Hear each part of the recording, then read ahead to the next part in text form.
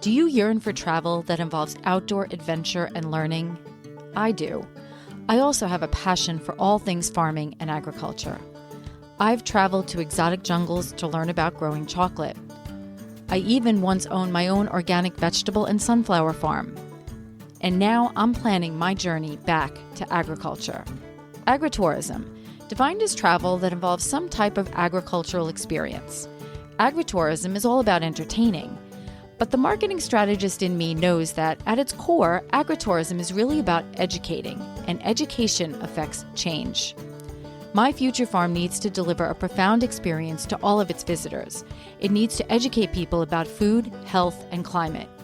Join me to learn from experienced agritourism farmers and entrepreneurs and help me build my future farm strategy. And who knows, maybe one day soon you'll find yourself in a tropical jungle cutting open cacao pods with a machete, or savoring an outdoor plant-to-plate community dinner with 100 guests at a farm in Illinois. So let's tap into the agritourist in you. We have all heard about the impending cuts that will be impacting the Supplemental Nutrition Assistance Program, also known as SNAP. SNAP is a food program that provides assistance to more than 40 million people across America and also provides income to farmers who are able to accept SNAP. The program impacts two sets of people, those in need of assistance and the farmers that feed them. Today's conversation is with Amy Crone, founder of the Farmers Food Assistance Bureau. Acronym is FFAB. FFAB is a nonprofit organization formed with the mission of working with all federal nutrition benefits programs, as well as all financial transactions to simplify them for farmers. When I was farming, we were part of the Farmers Market Nutrition Program in New York. A farmer had to apply to be part of the program, get accepted, and then go through training on how to facilitate the program and reconcile with New York State on a regular basis to receive reimbursement. It was a time-consuming process, especially for a farmer who needs to be out in the fields. So when I heard about what Amy was doing through FFAB, and specifically with the MarketLink technology she created to help farmers get set up and utilize these food assistance programs with the use of an app, I was so interested to learn more. Amy's commitment to giving more farmers the ability to easily enroll and use these food assistance programs is commendable. And it is having such a tremendous impact to the recipients of these programs and to the farmers who are now able to support these programs. This is Jen Ross, your AgriTourist podcast host.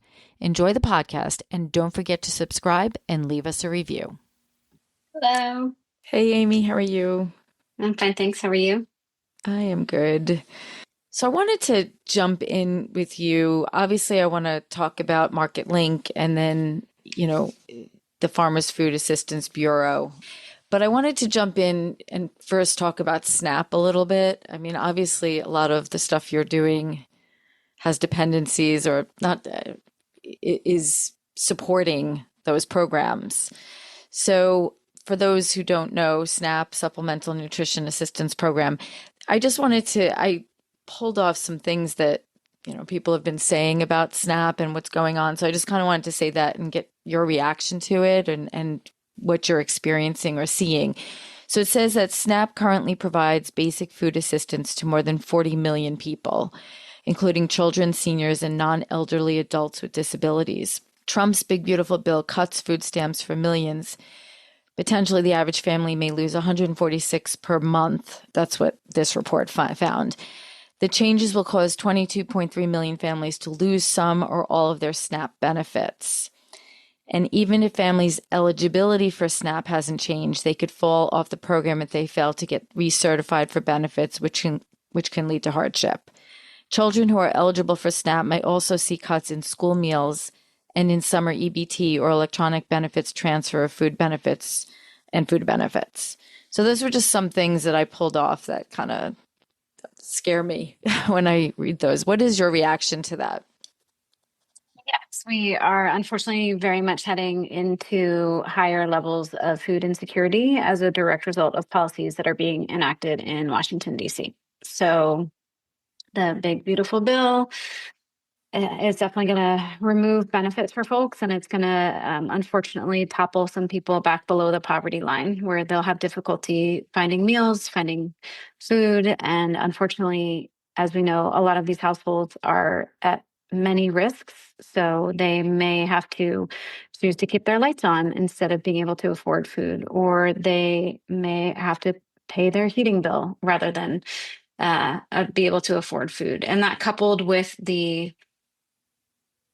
negative consequences for school food is just tragic for the children in our country. I mean, there are many children where the only food that they get each day is what they're fed at school.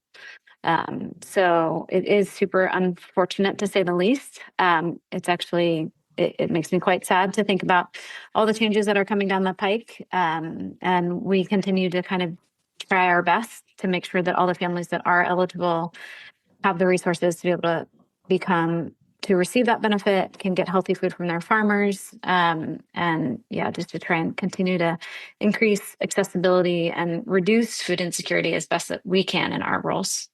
It's when I read some of these, I was taken aback.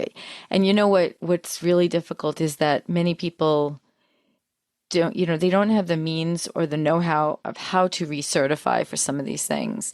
I know just in an experience I had with a family member with Medicaid, and they fell off not knowing, like they didn't realize, what they were supposed to do and fell off.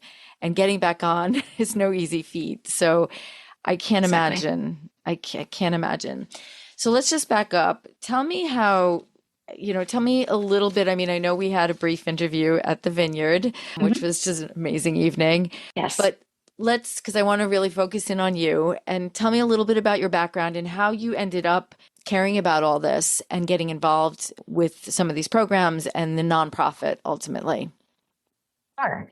Well, let's see. It probably started back, I don't know, when I was very young, and I was first introduced to my aunt's garden. She kept a huge garden, so at a young age, I learned where my food came from. At one point, they had chickens. I used to love to go visit, and they were up in New Hampshire and very much kind of New England stock. Nice. We're proud of the fact that they heated their house with wood and kind of lived off the land as much as they could. So that was kind of my first introduction to kind of food writ large in terms of producing it. And then throughout school, I was interested in government and policy. So all of my studies through college and up to graduate work was in policy related things. My undergraduate major was government, which is mostly political science at many other schools. And then my minor was Latin American studies. So I was always interested in traveling, and I learned to speak Spanish, and I was able to study abroad a bit too. So I was thinking the best way to help people would be to get involved in international development, work in countries that were on still struggling with things in their countries.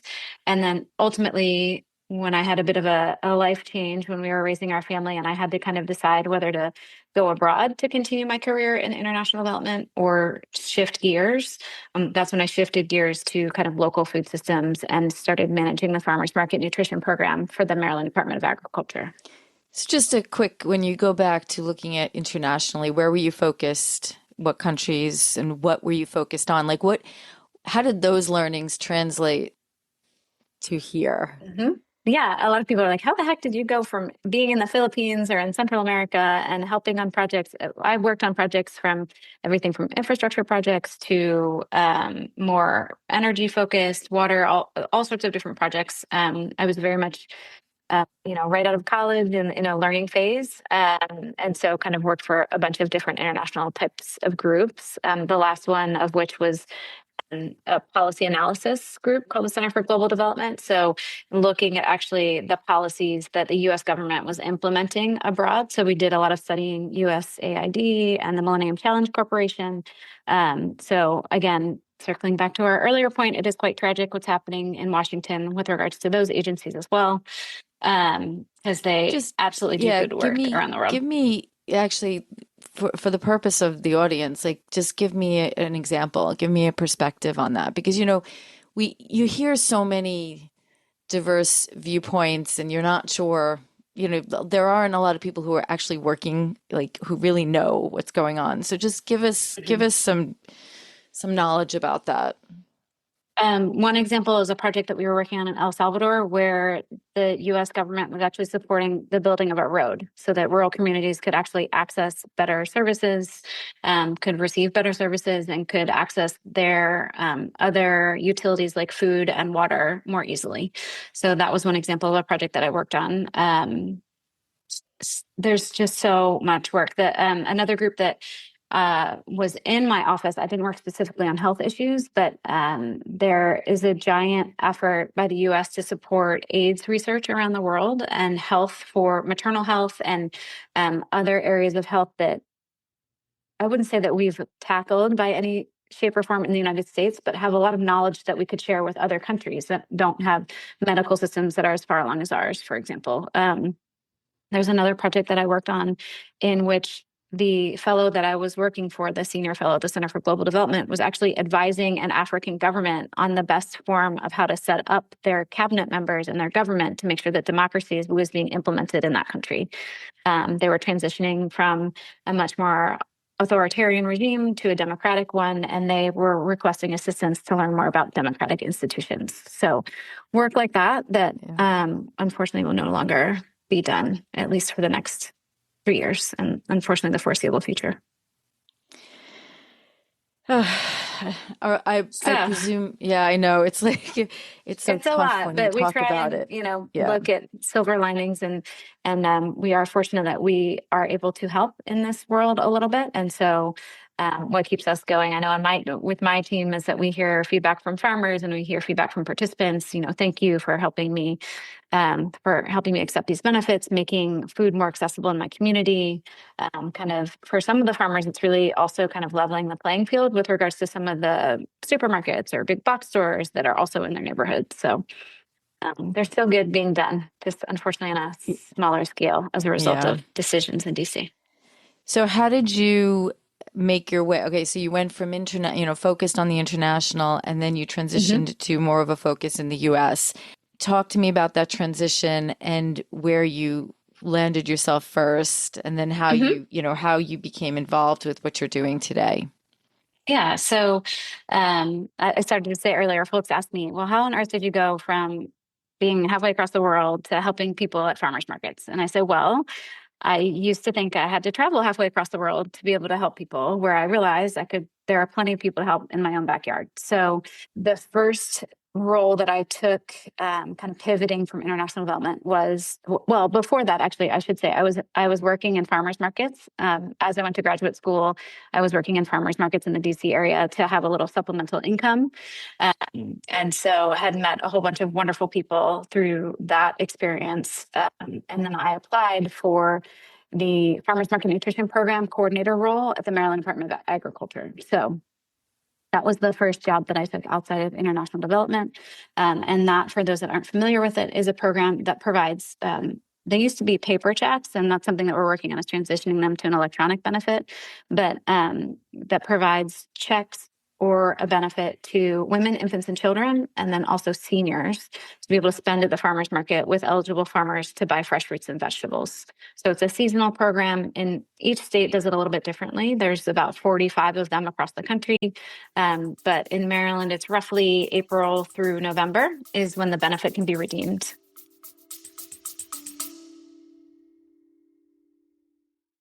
Hey, it's Jen, your AgriTourist podcast host. I need to interrupt this podcast for a few seconds. I always want to support the people I interview. So if you're planning on visiting the Berkshires, Dory Schofield, owner of Berkshire Farm Sanctuary and Save a Pet on Long Island, and myself have partnered up to help her create an Agra destination at her sanctuary. We are starting small with chocolate cocktail hours for all of you chocolate lovers out there. You'll start with a chocolate mocktail or a cocktail and indulge in some delicious charcuterie, plant-based of course. Then you will be guided through a chocolate experience and learn how chocolate is made from bean to bar. Savor the tastes of real chocolate from all around the world and depart the farmhouse with some of your favorite chocolate bars in hand. Proceeds support all of Dory's rescued animals at the sanctuary. There are 2 dates left, September 20th and October 4th, so visit berkshirefarmsanctuary.org or heartbeatfarms.com to register now. Thank you for listening, and I will hand you back over to the podcast. Okay. So you were working on that program for So I was managing that program for the state. I used to joke with folks that if anyone called the Department of Agriculture and said farmers market anywhere in whatever they called to ask about, then they would, oh, I'll send you over to Amy. So I talked to a lot of folks across the state during that time, which was a great learning experience. Yeah, no, I'm sure it was. So when you were in that role, what did you notice? Like, what did you take note of? What were some of the issues that you were seeing? Because I know that when I had my farm, we participated in the New York program. And as Hmm. a farmer, there were challenges with even signing up. And there were a lot of, I mean, they did a lot of work to help us, but still, as Hmm. it was just challenging. There was a lot of work Right. to do to get it involved, and then the reconciliation was always fun. Hmm. And Yeah. yeah, everything was mostly manual. So Yes, and so that was part of I worked to try as best I could introduce systems that made it a little easier for farmers to sign up. One thing that we were able to successfully do while I was there is combine so the Maryland program allows for farmers that are in bordering counties to participate because, as I'm sure many folks know, the Mid-Atlantic is a very close geographic area. So if you have a Delaware farmer that's in a county that borders Maryland, we made it so that that Delaware farmer could participate in the Maryland program. nice. And vice Okay. versa. We also set that up with Washington, D.C. So D.C. has a separate program from Maryland. We made that reciprocal so that farmers only had to submit one application. And then they were certified in both programs. They only had to go to one training instead of two. So like examples like that is where we were trying to Great. streamline it as much as possible. But that was very much my first interaction, I'll say, with bureaucracy. And at the state government level, that was still back in the day where you had to physically copy forms 3 times and walk them down the hall to people. And, some of that was still very much in place. So I learned how burdensome that can be for farmers in particular, and then also for participants on the other side. So it's changed a lot since then. I know this year Maryland just took they started it last year, and then this year they're continuing to have their program in an electronic format. So things are Nice. changing slowly but surely. Excellent. So from there, where did you go? So while I was at MDA, we some of the incentive programs were starting up. So those are programs that folks might recognize them as double dollars or double up food bucks or some of the terms that they're called. But the idea is that back at that time, the benefit for a WIC participant was only $15 to $20. So $15 to $20 to spend at the farmers market between April and November is not very much. It's not much of an incentive to get someone to actually go to the market, No. especially for some of the WIC moms that might not have transportation. They might have to take a bus to the market. It just wasn't worth it. So there was a movement that came about that brought private dollars to the table to match those federal funds. So that same mom might be able to get $40 instead of 20. So she then might actually go to the farmer's market and utilize that to buy fresh fruits and vegetables. So that was all beginning. It started, there was the farmer's market that I worked at actually in the DC area was the second to implement it in the country nationally. The first was in the San Diego area. And so I was very much on the ground level of figuring out how that worked. And then the gentleman that I worked for at the market actually was the one that got USDA to grant a waiver so that farmers markets could do the token systems and have that matching. So the way that it worked then, that many farmers markets still organize it, is that there's a central table, and then the market is actually authorized to accept the benefits of the Supplemental Nutrition Assistance Program in particular. And then the customer comes up and they say, I want to spend $20 in SNAP. And then the market gives them, usually it's a wooden token, sometimes a plastic token, and then they go spend that with the vendors. So then at the end of the day, the market manager or whoever is administering that program at the market collects those tokens and then pays out the farmers. So that, coupled with these private dollars, was a means by which farmers markets and farmers could increase their redemption of federal nutrition benefits programs. And so that was the early days of all those pieces. And so I actually left the Maryland Department of Agriculture to start a nonprofit to expand those matching programs in Maryland. So that was called the Maryland Farmers Market Association. And we started the Maryland Market Money Program, which the association no longer exists, but the Maryland Market Money Program actually just this year switched from the Southern Maryland Agricultural Development Corporation, which is a very long term, but also known as SMATIC, to back to MDA. So it's been an interesting full circle moment this year to have that program that I actually left MDA to begin now end up back at MDA as the state sanctioned, supported, funded program. So pretty Wow. neat. That is pretty neat. Yeah. So Farmers Food Assistance Bureau. Am I jumping too far ahead? Was there No, anything I in mean, it's a between? pretty, Okay. yeah. So while I was running the Maryland Farmers Market Association, I was also involved with the National Association of Farmers Market Nutrition Programs. So I was doing all of that work very much in parallel. And so that's the point at which we started pulling together the MarketLink program. So back in 2013, the National Association of Farmers Market Nutrition Programs, another very long titled organization who has an acronym. The acronym is NAFMP. And so NAFMP was awarded a grant by USDA to provide essentially SNAP equipment to farmers and markets, because back at that time, USDA would provide brick and mortar stores with a free device, but it was plugged into a wall and plugged into a phone line. So that's the point at which we worked to build out the mobile technology, which is still the first and only app that you can accept SNAP through. So that since 2013, 2014, I've been working with the MarketLink program and continuing to expand kind of the technology piece of the equation, and then ultimately left the Maryland Farmers Market Association to do the national piece full time. So talk to me a little bit more about MarketLink and how it works physically. Give me the lowdown on that. Yeah, so we still have a grant from USDA to cover the cost of getting the app and a subscription and a card reader for farmers and markets. So if farmers and markets are interested, my team can also help them submit that application to become approved to accept SNAP. So we have both the technical assistance and the equipment part through MarketLink. But the way that it actually works is that a farmer will become authorized to accept SNAP because, as you can imagine, these are federal dollars going into a private bank account. So you do need to be certified and go through an approval process with the USDA Food and Nutrition Service.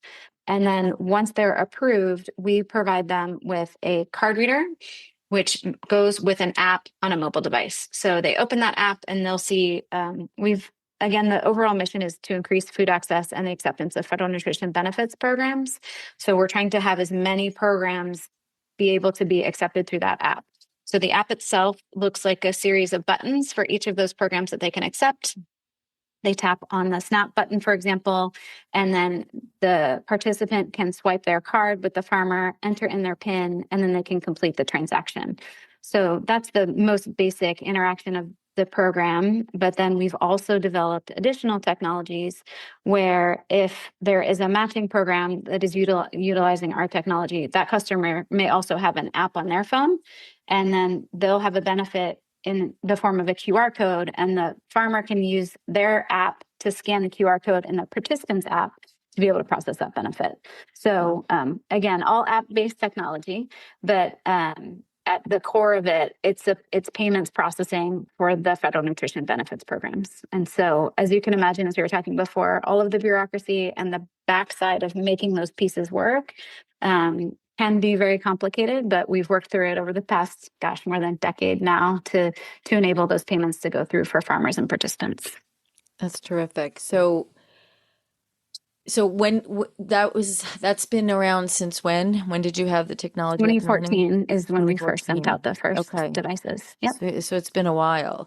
So how has, I guess, what are the numbers as far as like how many are using this? Like how many are there? I guess like what's your base or potential for usage, and then how many now are using it? Yeah. So as I mentioned, it's available to both direct marketing farmers and farmers markets.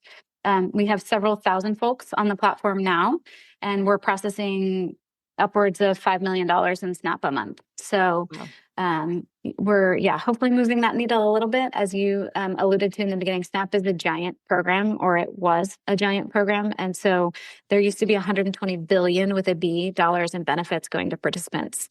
Less than 1% of those dollars were being redeemed by farmers or farmers markets. So we're trying to shift that number to get the that percentage a little bit higher in the number of benefits that are redeemed by farmers and markets. So how do people find out about this right now? Like, what is like, how do you get this message out? Because I never had Yeah. heard of it. And well, obviously I'm not farming right now, so I may have heard of it. My farmer's market nutrition person might have conveyed this. I presume that's one of the ways as people Absolutely. apply, but talk to me about that.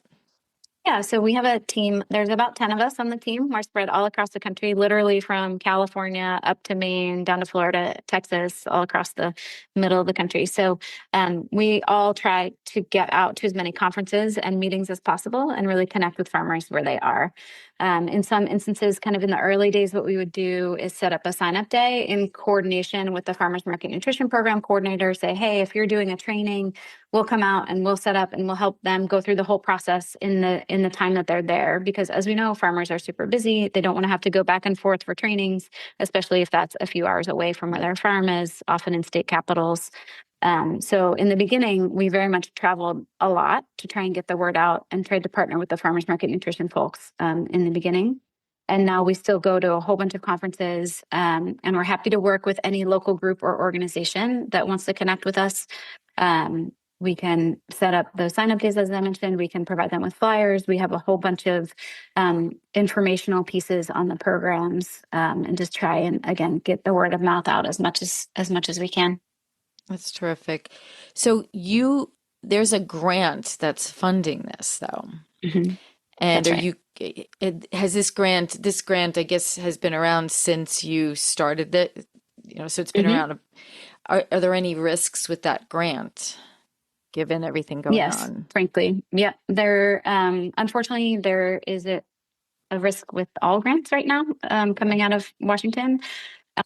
And we have the current grant for a few more years. It's already been obligated. The funding's already been Good, set for it. good. But we just don't know what the future looks like. And so that's part of the reason why it also made sense for us to form the new Farmers Food Assistance Bureau last year, because we didn't want to depend on these few grant sources into the future. And simultaneously, the technology group that we were working with decided that they wanted to exit the business. So, I should say that the folks in that technology company, so they donated their technology to our nonprofit. And so now that made much more sense also because we're bringing the MarketLink folks and the technical assistance and support side together with the technology under this new umbrella. So the Farmers Food Assistance Bureau, or FAB, has now not just the technical assistance in helping farmers and markets through the process, but we now own that technology and we can continue to improve it, expand it, widen the ways in which it's used. So we can look for new revenue sources and not be quite so dependent on the grants going forward. Yeah, that's important and very smart. And especially, and you know what, regardless of who's in office, this always could become an issue. So we need to always be diversifying our sources of income and funding. So what is on the agenda for going forward? What are the most, obviously the grants and funding, but what are your most pressing, is the technology evolving at all? Are there things that you want to add to the technology? What are your priorities for the coming, for going into 2026? We are absolutely improving the technology. I think, as everyone knows, technology, if you're not iterating and improving, then you're dying in terms of that space, because there's always something that's coming along, always a way that you can improve the customer experience, the user experience. So we are working on improving the apps. I didn't explain earlier, there are several apps. So we have TotalPay Go is the payments processing app, but then we also have TotalPay Register, which, just as it sounds like, is an actual register where inventory can be kept and farmers can say, okay, I'm selling them 10 apples or 5 peaches. So that's another one. And then as I talked about a little bit, the TIMS technology, which stands for Total Incentive Management System. And that's the place where we really want to do the most work in the coming years, partnering with those incentive and matching programs and helping them transition them from what are in many cases super burdensome administratively. I mean, spreadsheets upon spreadsheets upon spreadsheets, and one person managing all the pieces, to a streamlined online platform. So For example, in that technology, the administrator of the program can log in and see a dashboard and see how many dollars have been issued, how many dollars have been redeemed, which farmers have redeemed them, an immediate snapshot on a day-to-day basis. So that's an area we'll be looking to continue to expand. And as all of these other programs come online in terms of food as medicine or food boxes, or there's a whole lot of different assistance programs that are in the works across the country. So we want to be able to provide a technology to them that helps them improve their management and ultimately improve their ability to maximize food assistance and food access. How many programs do you have on the system right now? So we have several of the TIMS programs. So the Indiana Farmers Market Nutrition Program, for example, and then we're talking with a whole bunch of other folks for the future. We did a couple of pilots in a few different states, and I don't want to say it's the Wild West. That's too dramatic, but there's a wide variation of the programs. So a lot of it is exploring. We tried to build technology that was very flexible so that it could meet those various program needs, but there's still a fair amount of work to talk to each of them one-on-one and say, okay, exactly how do you want this to go? How, does our system, if it doesn't exactly meet it now, is there a way that we can add, develop it a little bit more so that it does meet your needs? So those conversations and relationships take a long time to figure out if it makes sense, because it's a big change, obviously, to go from whatever system they were using before to an entirely new online-based system. Yeah, that's tough. It definitely is. Wow. So besides technology, I presume you get a lot of your feedback from the farmers and market, owners and even customers, people using the system. Is that where you're pretty much driving what's next? Absolutely. Yes, we get lots of feedback. I think as many folks probably listening to your podcast know, farmers generally do not hold back. They tell you what they think and how things can be improved and how they want them to go.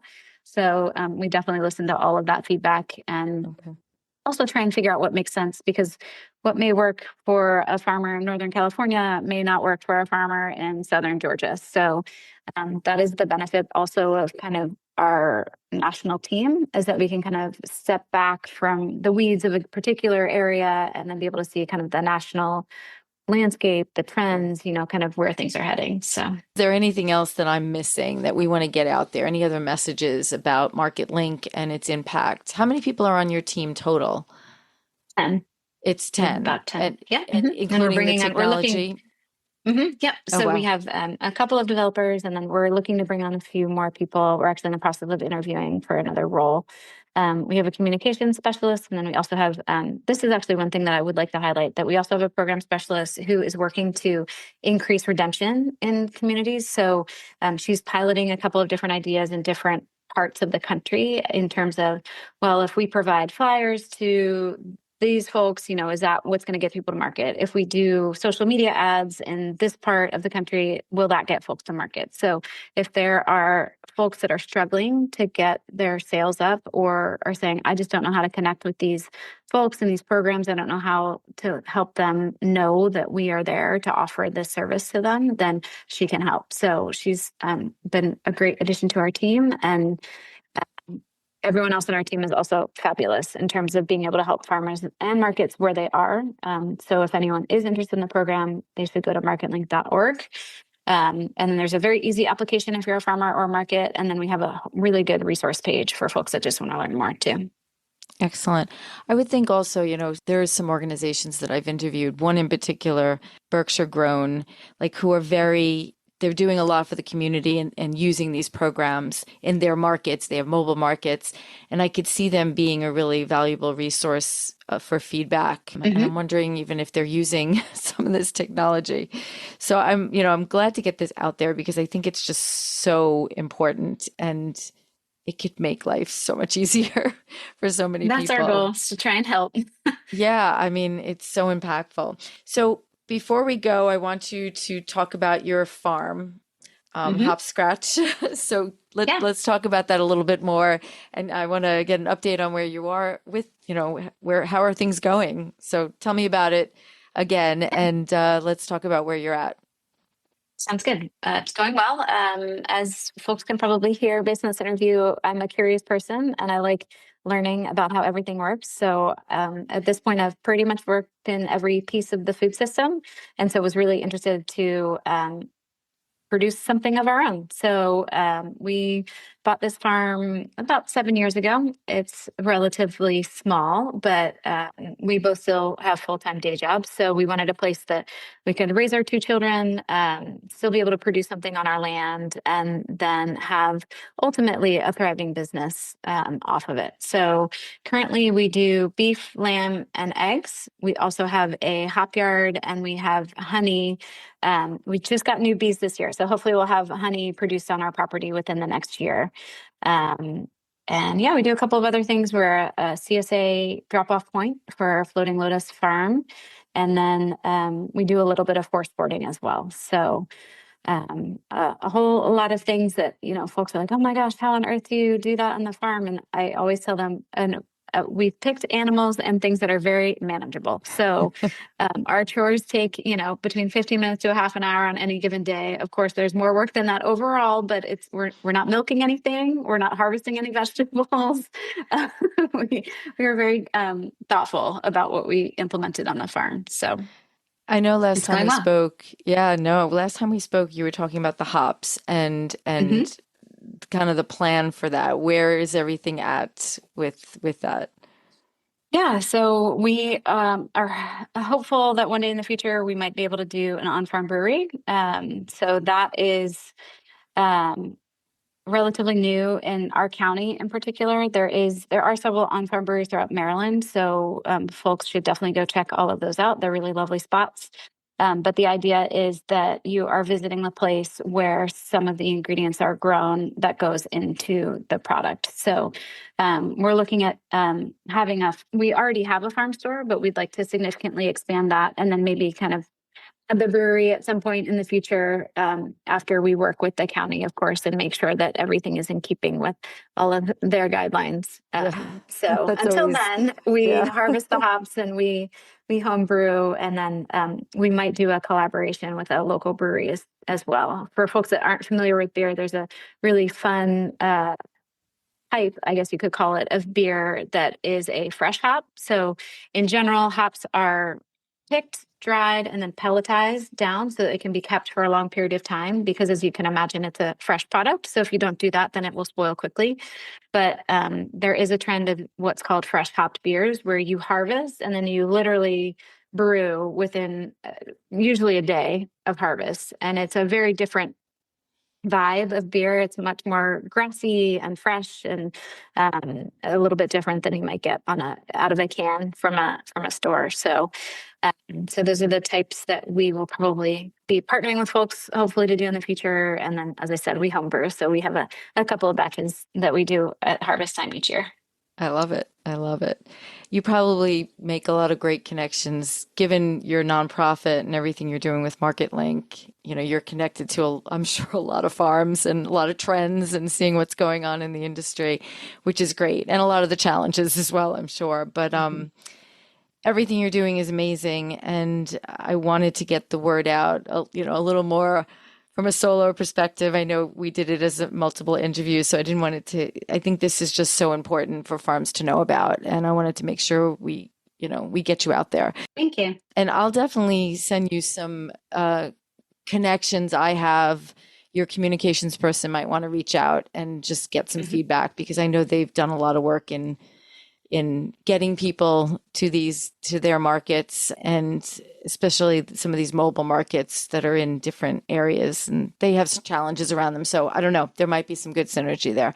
So thank you for all you do. Yes, thank you so much for having me back on. It's been great to meet you, and I enjoyed talking with you and really appreciate you spreading the word.